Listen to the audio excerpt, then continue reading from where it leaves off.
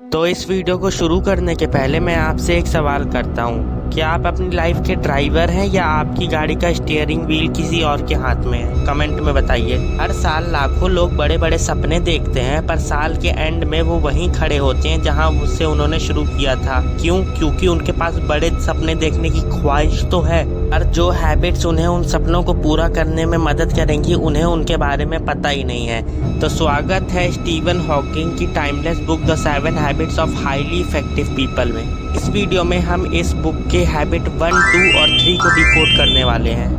ये तीनों habits private victory के ऊपर बेस्ड हैं। अगर आपको दुनिया पर जीत हासिल करनी है तो पहले खुद पर जीत हासिल करनी होगी। 3 हैबिट आपको अंदर से इंडिपेंडेंट बनाने में मदद करेंगी। अगर आपने ये 3 बदलाव आज नहीं स्वीकार किए तो अगले 5 साल भी वैसे ही निकल जाएंगे जैसे पिछले 5 साल निकल गए। ज़्यादा समय न वेस्ट करते हुए बढ़ते हैं हैबिट नंबर 1 की तरफ। सो हैबिट नंबर 1 का नाम है be proactive.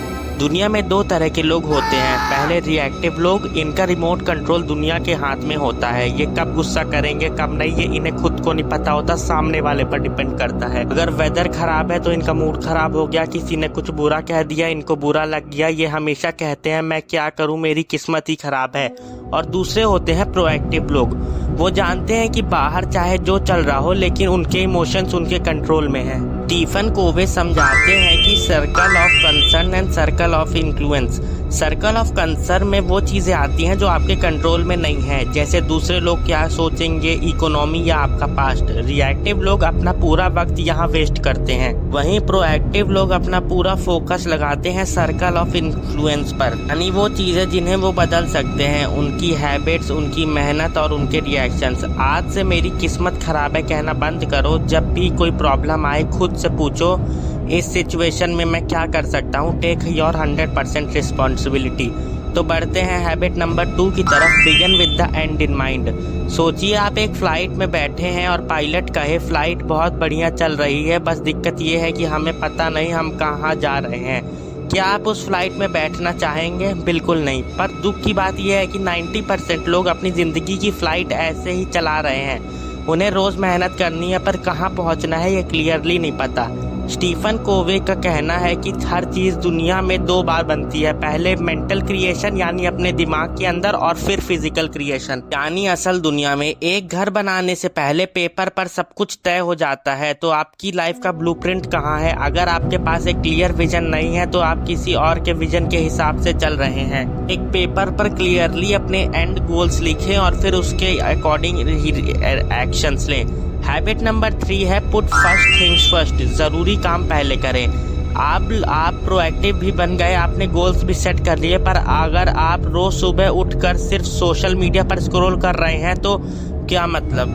Habit 3 time management की नहीं बल्कि सेल्फ मैनेजमेंट की बात करती है। हमें लगता है कि हम बिजी हैं इसलिए हम इफेक्टिव हैं, पर सच ये है कि हमेशा आग बुझाने में या फिर टाइम वेस्ट करने में फंसे रहते हैं। ये रिएक्टिव लोग सबसे ज़्यादा समय उन कामों में बिताते हैं जो इम्पोर्टेंट है पर अर्जेंट नहीं। जैसे एक्सरसाइज करना कोई अर्जेंट नहीं है बस बहुत इम्पोर्टेंट है। नई स्किल सीखना, प्लानिंग करना, ये अर्जेंट नहीं है पर इम्पोर्टेंट है। अपने गोल्स पर काम करना अर्जेंट नहीं है पर इम्पोर्टेंट है।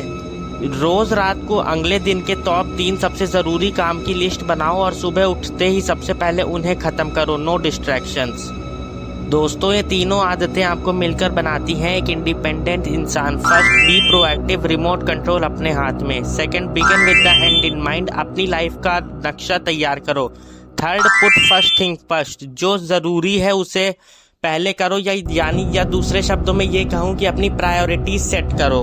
अगर आपने ये प्राइवेट विक्ट्री हासिल कर ली है तो अगली 4 हैबिट पब्लिक विक्ट्री यानी दुनिया के साथ मिलकर कामयाब होने की हैं, जिसके बारे में किताब की बाकी 4 हैबिट्स में अगले वीडियो में बताऊंगा। ये कमेंट्स में बताइए कि इन तीनों में से कौन सी आदत आपको सबसे ज़्यादा ज़रूरी लगी। धन्यवाद।